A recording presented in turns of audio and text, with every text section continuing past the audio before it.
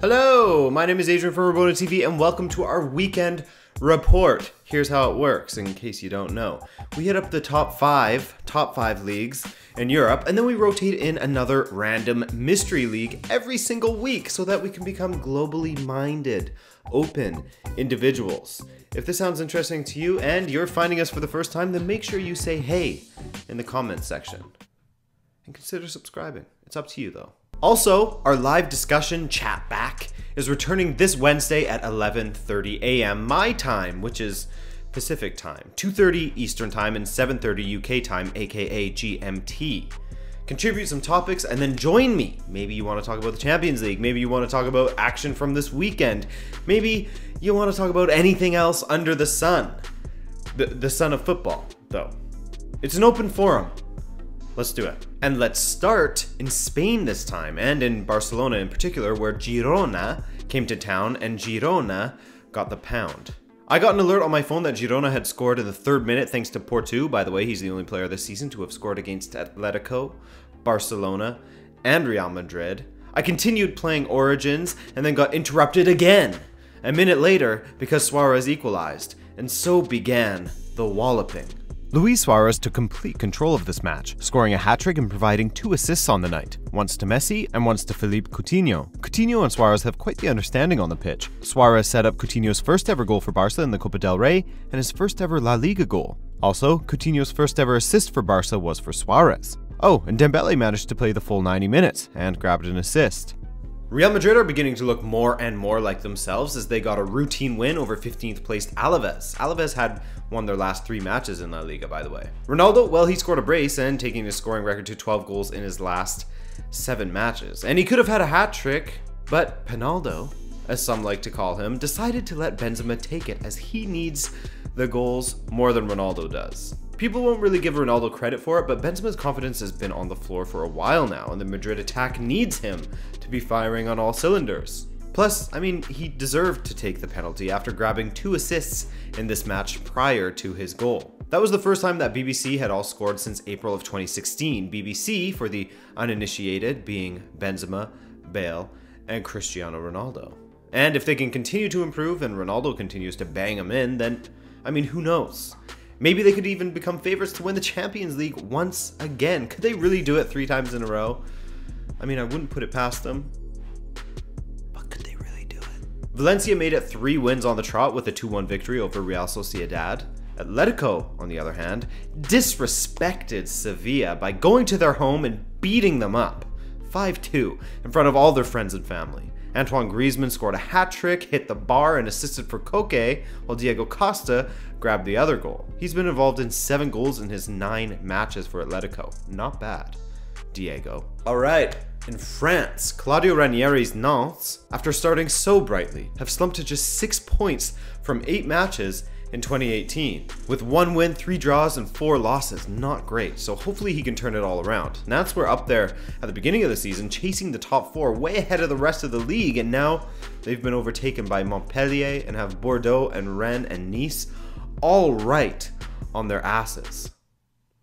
On their ass. All of them on their ass, is what I meant to say. Monaco played a thrilling match away to Toulouse in which they could only manage a 3-3 draw against the potential relegation fodder. Toulouse were actually losing 3-1 until Andy Delort slotted home a penalty, setting up a grandstand finish for Lord Sonogo to tie it up in the 87th minute. Lyon and Saint-Etienne tied 1-1, meaning that Lyon lost an opportunity to put pressure on Marseille. Mariano did score, however, his 15th in Ligue. He's loving life in France right now. PSG and Marseille offered up a thrilling match yesterday, PSG ultimately extending their points lead atop the table to 14. Coming into this one, Marseille was undefeated in 8 matches. PSG, however, never really looked all that stressed during this match, with the front 3 of Mbappe, Cavani, and Rolando all chipping in with a goal. Oh, sorry. Well, Rolando turned in Neymar's mishit shot, so yeah.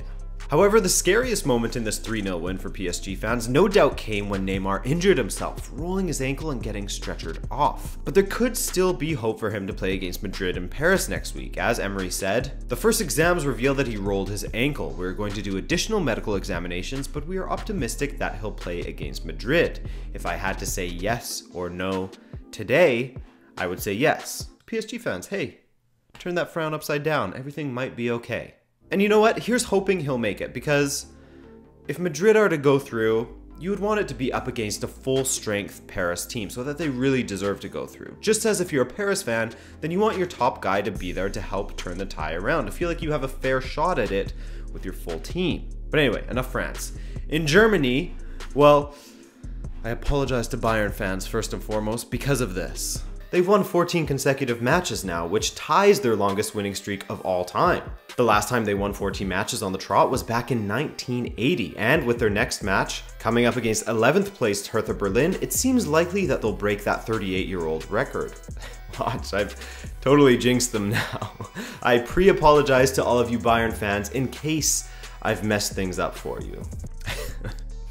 My bad, and you're welcome to the rest of the Bundesliga fans. So what happened? Well, in stopping Bayern short of their club record of 15 consecutive wins, Hertha Berlin extended their unbeaten run against Bayern Munich to 3 straight matches. That makes it sound pretty flattering, however, as Hertha has drawn Bayern the last 3 times they've met in the Bundesliga. Not the most exciting undefeated run against Bayern. VfB Stuttgart have continued to make strides to save their season as they won their 3rd match on the trot, getting their 3rd clean sheet on the trot as well. A lot of trotting going on in this episode. And the race for second continues to be one of the hottest races in Europe, with Schalke 04 going away to Leverkusen and taking all 3 points with a 2-0 win. That was the first time since September of 2015 that Schalke had won away against a team in the top half of the Bundesliga table. Interesting. Also, the best goal of the weekend was undoubtedly scored in Germany, albeit in the Bundesliga 2. Check this out. So, hier ist das der lange Ball und dann ist der Torhüter gar nicht bereit. Ist ja unfassbar. Der sortiert seine Trinkflasche. Woo.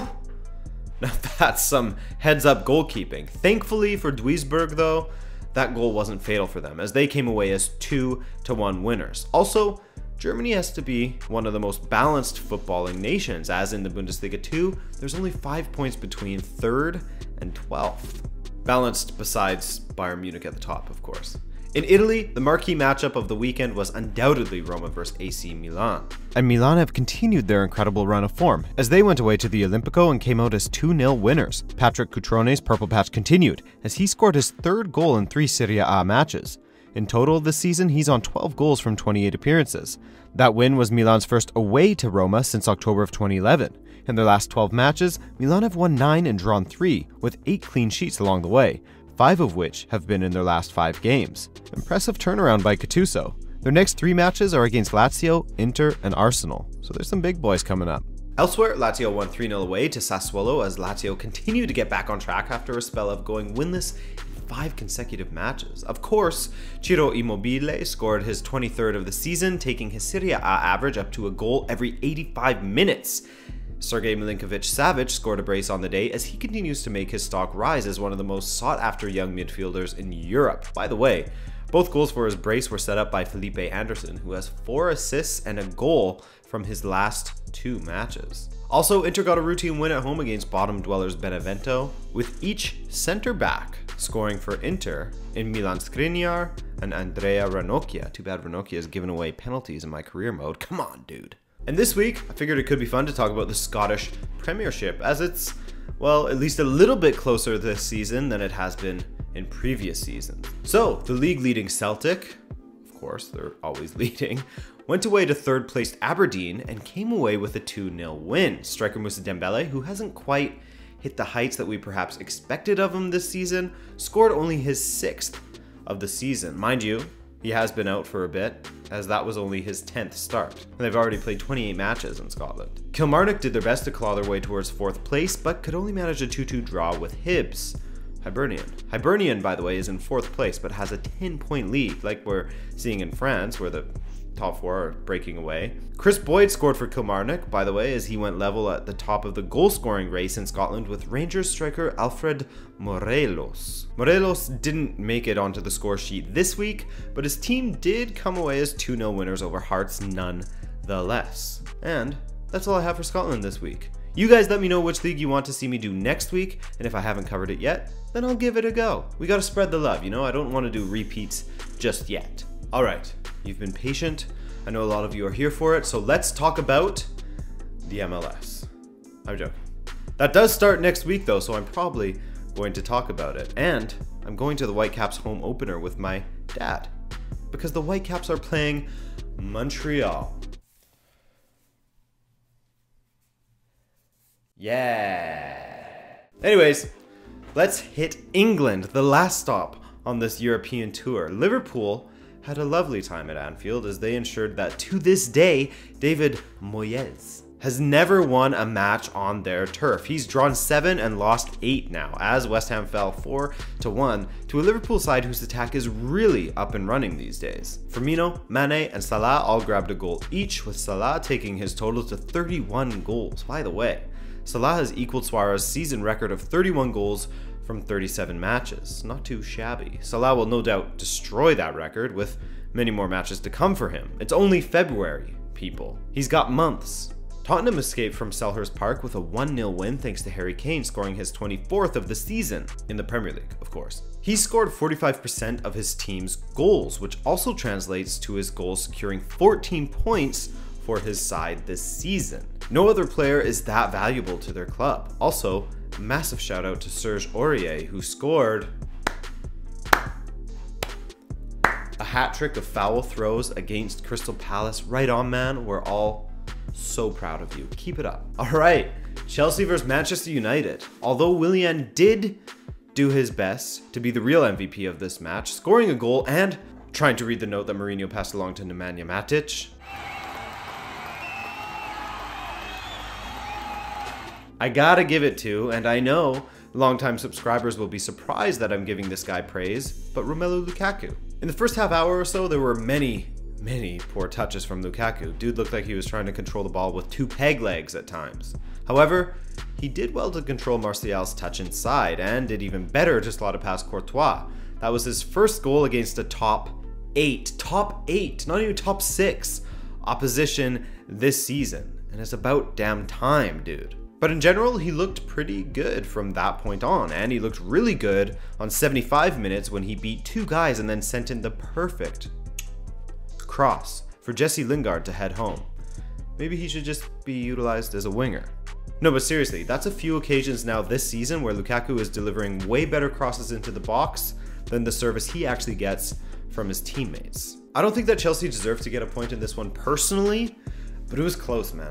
About as close as the offside call for Morata's disallowed goal. What do you guys think of this? His shoulder is offside, so I guess technically he is offside, but it's so close. Anyway, to the grand finale of the weekend. Arsenal trying to take an almost sure thing from City. And they failed. Alright, later. Just kidding, of course. Here's an interesting look at the spending of the two clubs since Pep has started, and since Arsene has been manager. Make of that what you will.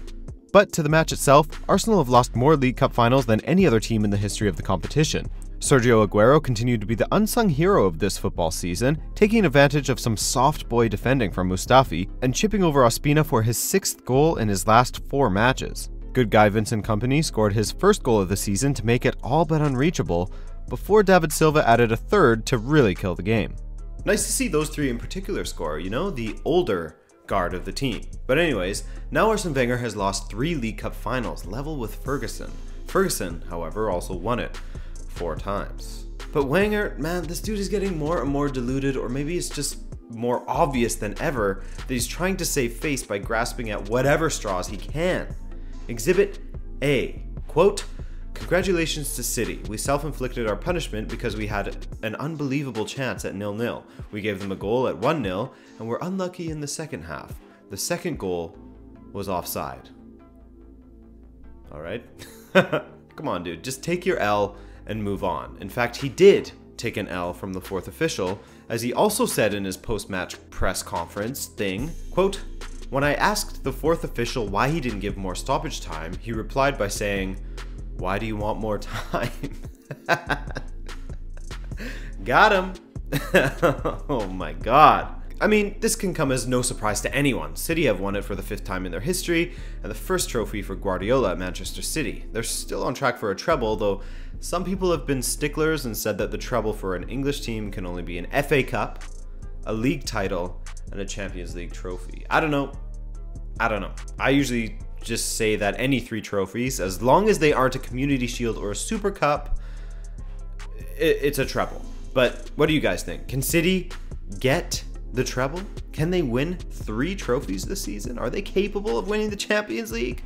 Come on. I mean, that's something we could talk about in chat back. And all right, guys, another Monday and another weekend report concluded. Thanks, as always, for taking the time to watch. Drop a like if you enjoyed yourself or learned something new. Make sure you contribute some topics for a chat back episode on Wednesday, and join me for that.